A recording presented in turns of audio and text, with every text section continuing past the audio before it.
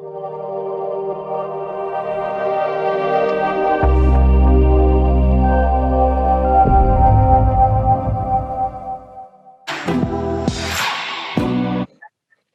and gentlemen, welcome back. We now move on to a thought leadership session, which is basically a panel discussion. The subject being business continuity, planning the way out of this pandemic.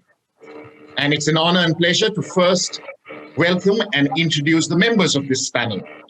Narasimhan Eswar, SVP South Asia RB Hygiene. Navin Tewari, Chief Executive Officer, Capital Foods. Neil George, Managing Director, NIVEA, India. Sudhir Langer, Chief Executive Officer, Raymond Consumer Care. Sunil Kumar, Country President, Henkel Group, India. Welcome, gentlemen. And this session will be moderated by Harsha Razdan, Partner and Head, Consumer Markets and Internet Business, KPMG in India. Harsha, over to you. Thank you, Evan, and thank you for getting us such a esteemed guests or panelists. I think this is going to be a very exciting session. The topic itself says it all. It's about how we are planning through the pandemic. What have we gone through over the last few months? Are there some learnings from what you've done on the supply chain side? How has consumer demand shaped itself and is going to shape itself as you go forward? What have we done within our firms to make ourselves more efficient? And multiple of those things. And I think we're lucky to have the kind of esteemed panelists we have today. And I'm sure all of you will have an enjoyable time. Do ping in your questions as we go through, and we'll try and pick up as much as possible in the 45-minute discussion. But welcome, panelists, and let me start off with perhaps Narasimhan as the first person here. Narasimhan, we keep hearing about a purpose, and that's something which I think your global CEO also keeps talking about. How did that play a role, or did it play a strong role as you went through the pandemic and went through all the last 7 or 8 months? Thank you, Harsha. Yes, you're absolutely right. Our purpose, as defined in the company, RV's purpose is to protect, heal, and nurture in the relentless pursuit of a cleaner, healthier world. As the pandemic started, we actually formulated for ourselves 3 clear priorities. The first was to protect our people. The second was to protect our communities, that is basically the nation, try to help in whatever way we could. And the third was to ensure business continuity. And in terms of the second priority of purpose, as you asked, we've always been working on purpose programs like Dettol, Banega Swasth India, Harpik Mission Pani, etc., to focus on health outcomes, to focus on water and sanitation.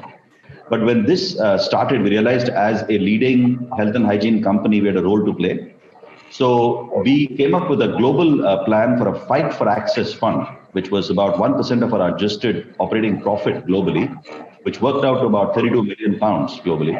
And in India, as part of that, we basically contributed 1 million liters of Harpic and Lysol, 10 million bar soaps of Dettol, and about 3.5 million masks to frontline health institutions and state governments across the countries to fight against the pandemic. So we've always focused on purpose, but this year purpose took on a different and new meaning actually for us, which we are very proud of and very happy to have done.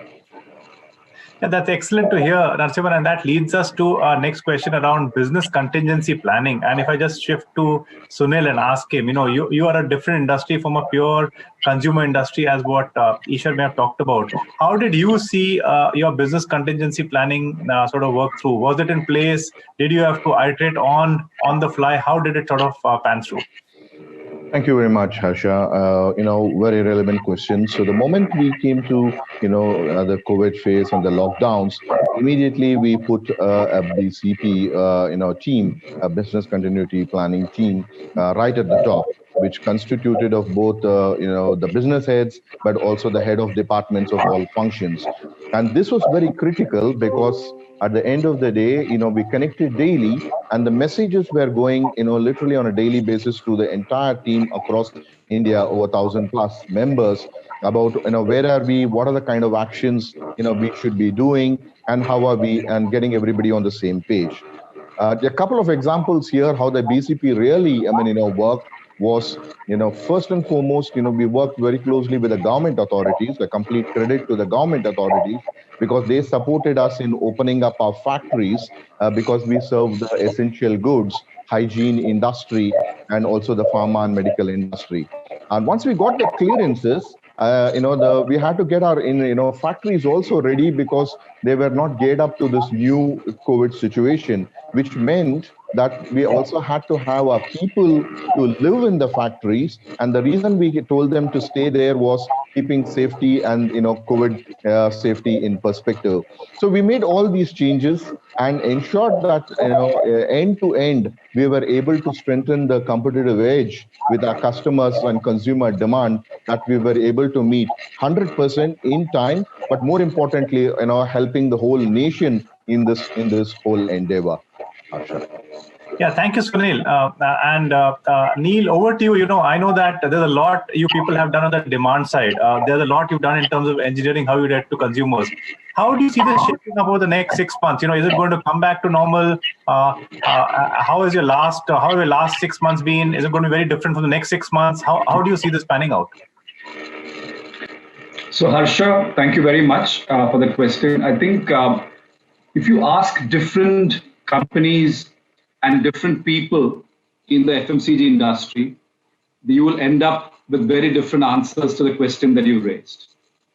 For some companies, if you look at curves, demand curves, basically how demand progresses across time, for some companies, it was a very clear linear upward leaning curve pretty much after the COVID. We're talking about companies in the hygiene space. We're talking about companies that were looking at in-home consumption. We were looking at companies that were into health and medication, and some of the companies that were coming up in the protective equipment space. So very clearly, it was an right upward leaning curve, almost like a straight line, all the way from, we're talking about March, all the way until about August, September. If you look at companies that were predominantly in two areas, one, where they were in non-essential classified goods, or if you were in out-of-home consumption, these were the two categories broadly that were heavily hit. So you're talking about beverages, you're talking about candy, you're talking about perfumes and deodorants, which rely on large numbers of Indian consumers traveling outside of their homes. For that, the demand dramatically dropped. It was even worse for companies that had their peak summer season and the peak demand season also in the March, April, May, June period. So you're typically talking about cold beverages or prickly heat powder, as an example, or ice cream or cold refreshments. So these companies saw a dramatic fall in the demand fairly immediately after the lockdown. In general, we have seen that large numbers of companies are starting to see a revival of the curve, but in various trajectories. So on one side, you're starting to see a softening, or let's say a normalization of the demand of the hygiene products, the cleaning products, and the in-home snacking kind of segment. You're starting to see a reverse for the demand. For our categories, we're already seeing a fairly upward-looking demand curve coming into the winter period, because now we are in winter.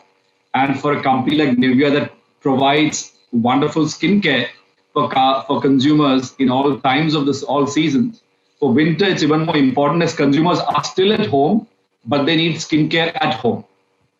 All right. So for us, companies like us, we're starting to see a revival in demand. We'll have to wait and watch whether this sustains. But it's coming from the April, May, June period of last year. Most likely, most companies will start seeing a revival in demand either this quarter or the coming 2 quarters. So if everything goes well, I think we should be back to a new normal, as what I would say, by around April, May, June of next year. Thank you.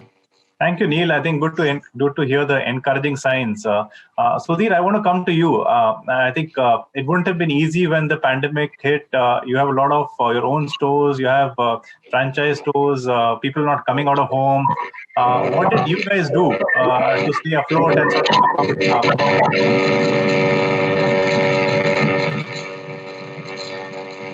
Sudhir, you're on mute. So thanks, Harsha. We must have been one of the really, very few FMCG companies in this country, that were totally at the receiving end of, the COVID pandemic. So two of our core categories are fragrances and sexual wellness. Sexual wellness, primarily condoms. This category, almost 55% usage is amongst unmarried couples, and they rely on what you call as, out of home intimate occasions, for the category consumption to happen. And clearly, Sudhir, just 1 minute. during, Sudhir, I think you're hearing a lot of static. yeah, there's some background noise coming in. Yeah. We all can go on mute as a panel, and we just let Sudhir talk. We try that out. And at the back end, if the time stream can look at what's happening, there's a lot of static we can hear from us. Yeah, now it's better. Hello. Okay, so Harsha, just to quickly repeat myself, our core categories are fragrances and sexual wellness.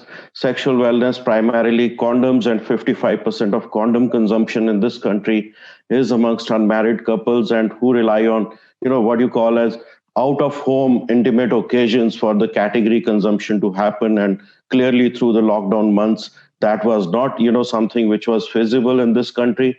And similarly, fragrances, it's a category which is rooted in, social interactions. And as per Nielsen, the category was down 80% in, Q1 of this year. Condoms were down somewhere around, 60 to 50% in Q1. So that had major impact on, our business continuity. Now, really, in terms of, approach, what we done is, the other panelists said, of course, the first priority was to look after, our people, especially people in the field, in the sales force. Then we focused on, making sure that the supply chain continuity is maintained to take care of, complete disruption of the categories in the short term. We, really rejig the entire business model to, execute a quick move into essentials.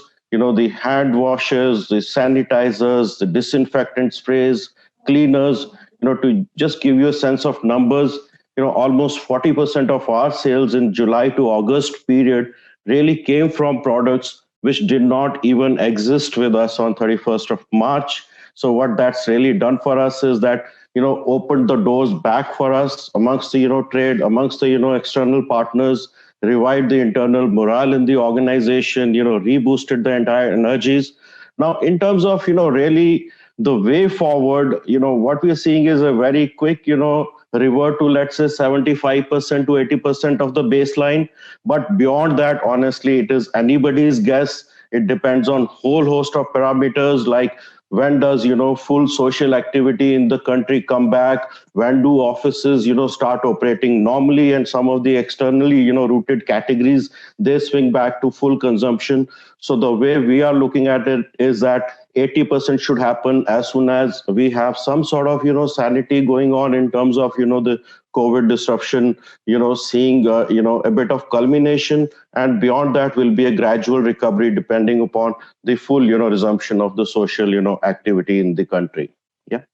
Thank you, Sudhir. Thanks for the insights. Navin, I know that, there's a different dynamic which you operate with it in your firm, pretty aggressive. We keep hearing of all the private equities, which I'm sure hound you. And when we've been talking in the past, you've talked about office of the future, future of the office. What do you mean by that? And how do you think things has changed for you as a firm over the last 9 months? And how do you think it'll continue to change? Thank you very much, Harsha. The first thing first is, yes, we have private equity investors, two of the largest in the world, but they are very, very long term. So they are not typical private equity investors. One is there for almost 6 years now, and they have all the intentions to stay for a longer period of time. So that's very, very different story on the private equity front. Second thing is, we are a food company, and I've heard Neil and Ishu is talking about one side is the hygiene, the other side was the lotions and creams and condoms. But we were in the middle where people were at home and wanted to have a much more exciting food, which is a different kind of food.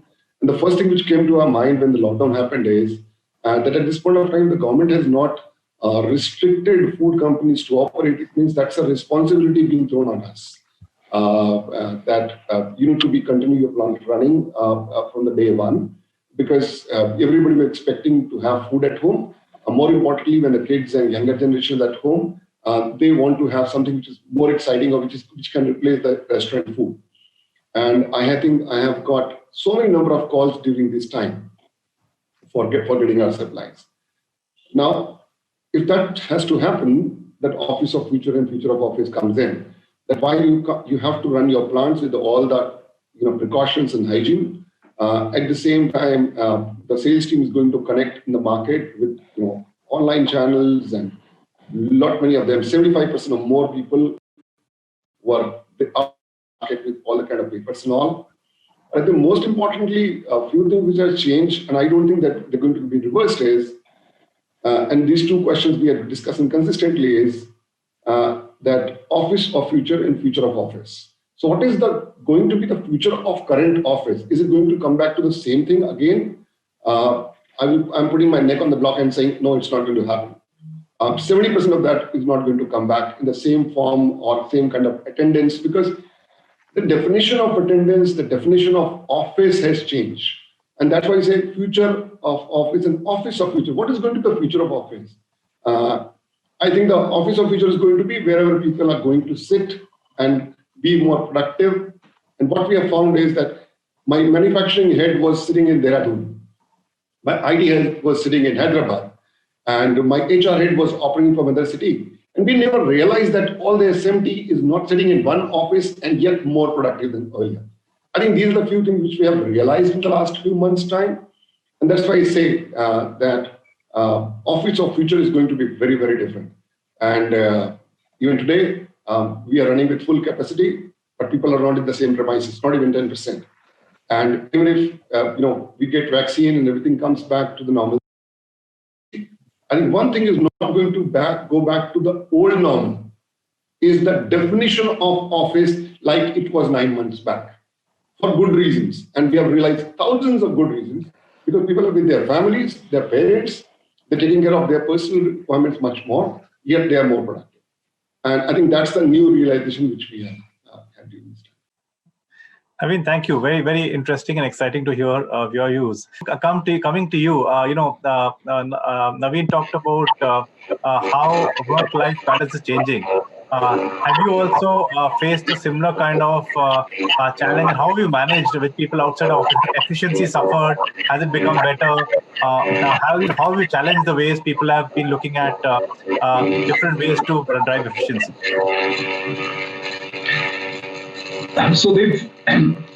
So Harsha, the sequence has gone in a very different manner as time has progressed. If you recall back on March 18, the week of March 18, this is the first time most companies started their work from home. So we kind of thought that this might be for a few weeks, for a few months.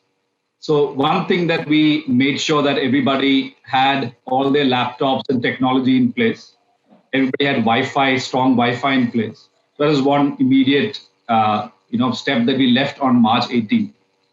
But as we got the Prime Minister's address on the 21st of March, and pretty much overnight from 22nd, the entire country shut down. And I must admit the first week was mayhem, simply because we just didn't know how to react.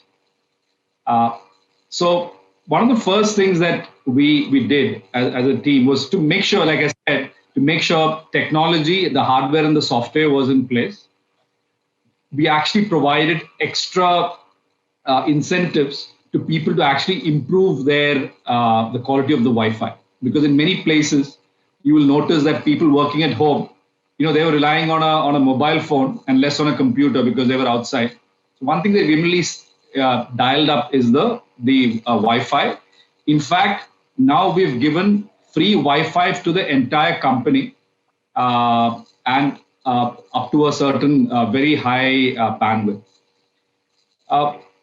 In the first few weeks, we realized that people were actually struggling to get to the new norm. We had an early morning meeting, was a kickoff meeting, and there was almost every day, not just on the weekdays, but also on Saturdays. So we used to have an early morning kickoff at 8 which laid out the agenda for the following day. So we were working one day at a time. And there were very specific guidelines provided and responsibilities provided to the various team members. As time passed, we realized that people were starting to get used to the new norm. But one of the things that we immediately realized was the blurring of boundaries between personal and professional life. And we immediately made it a point that we reduce the number of meetings because everybody was on meetings. So you could almost, go from one meeting to another with a click of a button. So we made it very clear that, for instance, between 12 and 2, we would have no meetings. Although very few people actually followed that route, but we made it a point that, listen, you just have to spend time with the family. There were lots of single parents, parents that had to take care of their kids during this time, and they did not have house help, and both partners working, etc. So we kind of forced fitted time onto the people's calendars. And as time has passed, we've come to some new norms. For instance, we've started having our sessions for fun.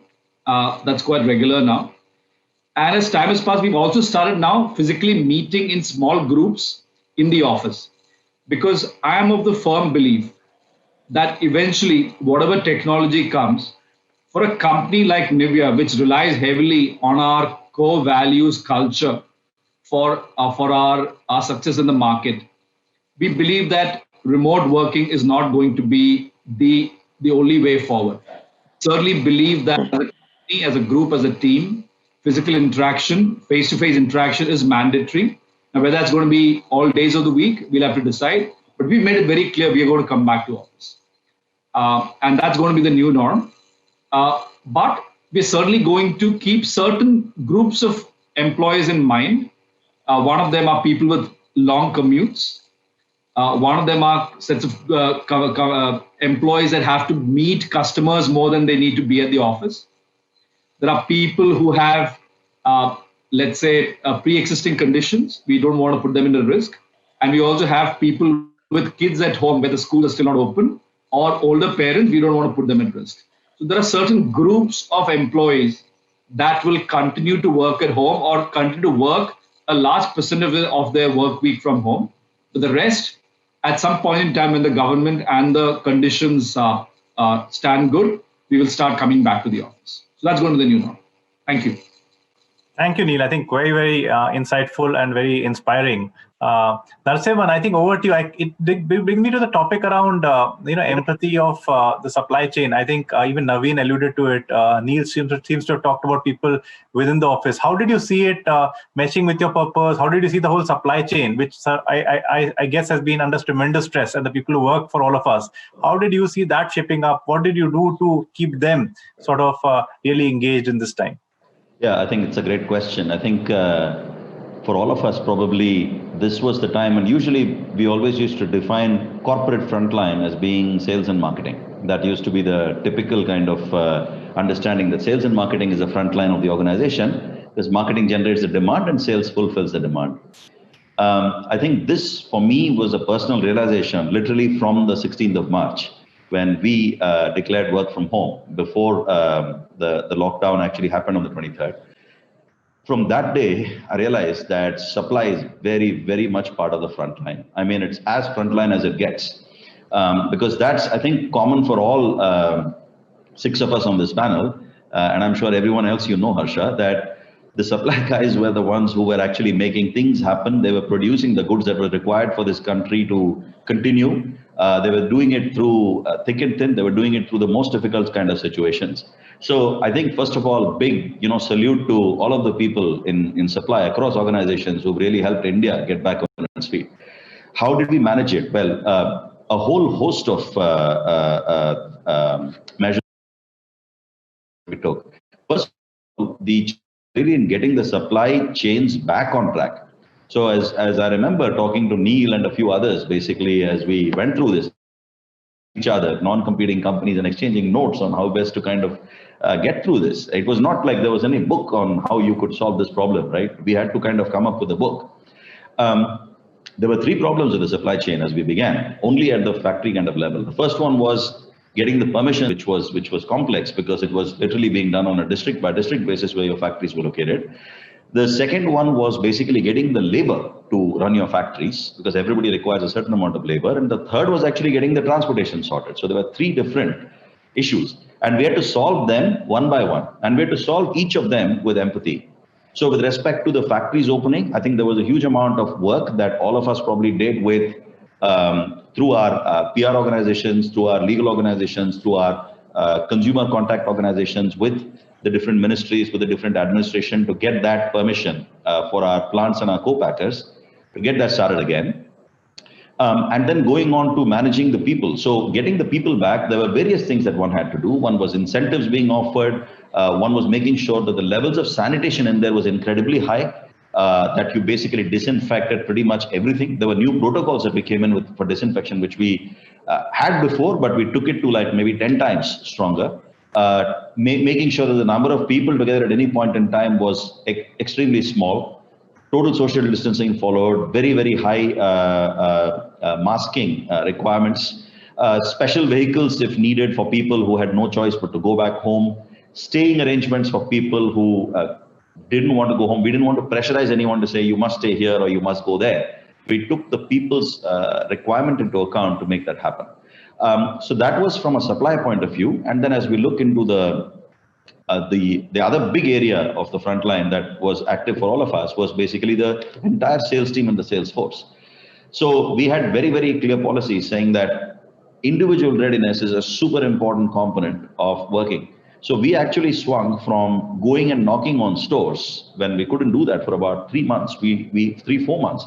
We just stopped it altogether and we reverted to telecalling. And I'm pretty sure, anyone who's in FMCG would have done the same. We collected within 3 or 4 days more than 40, 50,000 addresses and telephone numbers of retailers that we were servicing, so that we would be able to service them through telecalling as opposed to this thing. And we then also supported our distributors wherever it was needed with medical support for anyone who really got into any kind of issue. So across the board, whether it was supply, whether it was sales, the entire chain of supply chain, right through from factory through to people going and knocking on doors to sell the product, that entire thing was basically protected. And I'm pretty sure most of the companies followed something similar to that. Thank you, Narasimhan. Very, very inspiring. Sudhir, at your end, with I think the demand curve sort of fluctuating very heavily, how did you guys manage a lot of physical stores? How do you produce? How do you keep people on when the time is going to be very, very difficult? Did you do anything in specific to motivate, let's say, the people at the factories, the manufacturing side? So, almost very similar to, what Narasimhan, described as a process. So really, starting with getting the permissions, putting up the protocols to make sure that, health and safety of people in the plants is taken care of. We have extensive, supply chain, which basically works with the third-party manufacturers. So making sure that even at third-party facilities, we have the right, health and hygiene practices being, implemented, which come up to, our standards of expectations. So really the whole gamut of, the measures to bring the supply chain, springing back to life, really that was, the entire focus for the organization. The other part was that, for us, more than the continuity, because we could very clearly see that we are going to be, looking at a period of maybe, 4 to 5 months where, we have adequate inventories of our base categories, but they would not be moving into the marketplaces. The entire organization really was, like I said, focused on rebooting and reinventing itself, although for the short term. So, we could very quickly work out the external relationships, move into categories where we were historically not present, or, some of the categories where been, a small player, for example, in, soaps or shaving creams, ramp up their, capacities 3x, 4x, all thanks to really the, the entire digital backbone in terms of, the collaboration within the organization with the external, network partners, Also, I would, acknowledge the entire emergence of a very efficient, third-party, ecosystem in this, country, which organizations like us have been, absolutely been able to, partner with and, strategize a way out of a very, very difficult situation in like first 4 to 5 months of the pandemic. In parallel, what we also have been doing is to really focus on gradually revive the core categories back. This is happening essentially as a consequence of two factors converging. One is the organic demand coming back, and the other is very sustained and aggressive, let's say, effort at the store level and at the front lines level to get the categories to start moving. So sum total of all this is that right now we're seeing a business which is almost back to normalcy. Wonderful to hear that, Sudhir, and very encouraging. Navin, you did also allude when you were talking to the team here that it was all about people staying at home. I think there were different challenges thrown at your firm, and I'm sure I'm sure you had your own challenges around growth. And when you grow and when you grow fast, and if, let's say there are certain categories growing fast, you're also pushed to make the supply chain work harder. To ensure that there is a product availability. Now, how did you balance that with, I would say, growth? Because from one perspective, obviously, there is an opportunity. If you have to go after it hard, you have to push the supply chain very hard. At the same time, the whole thing around what Narasimhan said, empathy for the supply chain. How did the leadership team balance the objectives that I would say the CEO has versus what is culturally possible? Thank you. I think that is a question which is very close to my heart because, as I said, we had our first call on 23rd or 24th, I think, at the moment the lockdown happened. And the first thought which came to our mind, and as I said, that it's a time of national duty that if the government has said that food companies and the companies will keep on operating, it means that there is some responsibility. We had a call first with all our SMT that what is the way to keep our factories running? And as Raymond said, getting the people, getting the transportation, getting the supplies. All three were talked about that, okay, we are going to talk to them, that we are on a national duty, are you with me?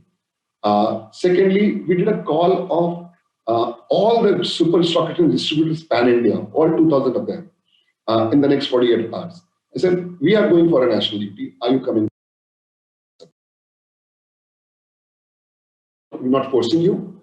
You need to take care of your personal safety and hygiene and every single thing. But I think we are just giving you a call that what needs to be done. With that, we did the same kind of call with the larger sales team. We converted them into a virtual call center kind of thing in the next 48 to 72 hours. And they started operating and talking to people. And at the same time, what was happening is since the last few was not producing, and the kind of supplies which were there, and we have seen that what kind of a rush was happening for stocking of the food items. So suddenly, the entire supply chain got empty, and for 3 weeks' time, the plants were not producing in the month of March. So getting a lot more raw material and a lot more trucks and a lot more things are required. At the same time, they to be reached to the market. I think everybody came together, and that was very unprecedented kind of time. I think it will be impossible for me to draw any kind of conclusion that, as Narasimhan said it from any book, but every day we were fighting a new battle. What kind of hygiene equipments and what kind of food packets, because one of the challenges came is that we were getting the truckers, they're coming to us for the duty, but on the way when they were going to supply, they were not getting any foods because the other restaurants were closed. So we created that kind of food packets to those people so that you can carry this food enough for next 2, 3, 4 days, and it remains eatable on the way. Secondly, the kind of arrangement we have done to stay all the labors at our plant. I think the team, and I salute to the team which I said in the plants, and they've taken so much of details that every single labor who was staying in our plants has been given mosquito nets, being provided a mobile phone charger.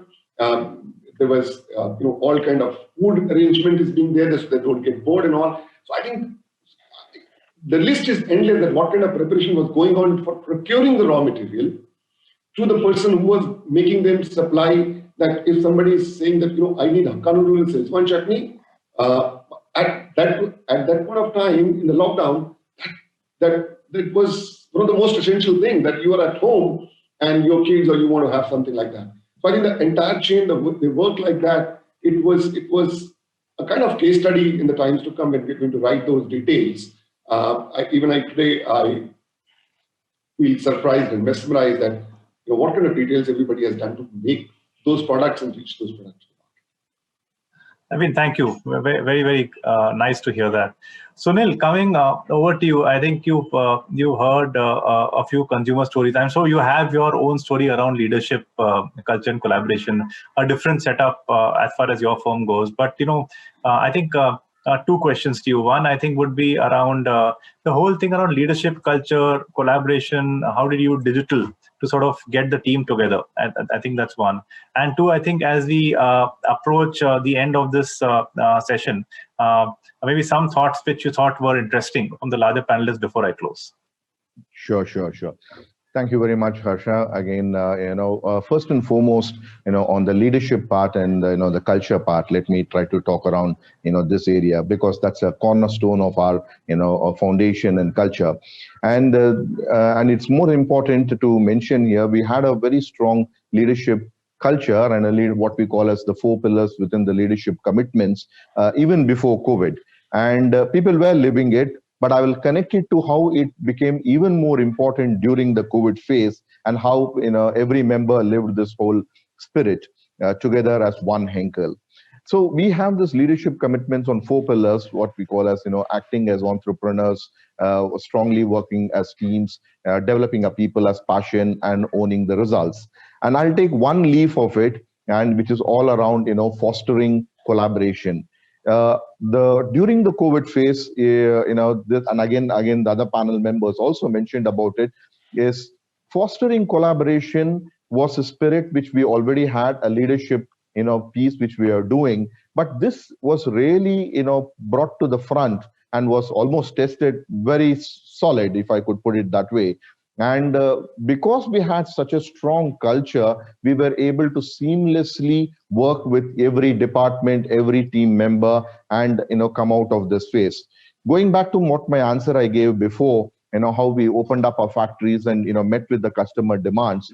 One of the key things in this whole thing, which we always practice, is self-leadership. We have been telling always our team, saying that everybody is a leader, and it is not only by rank or the senior management, but each one of you is a leader.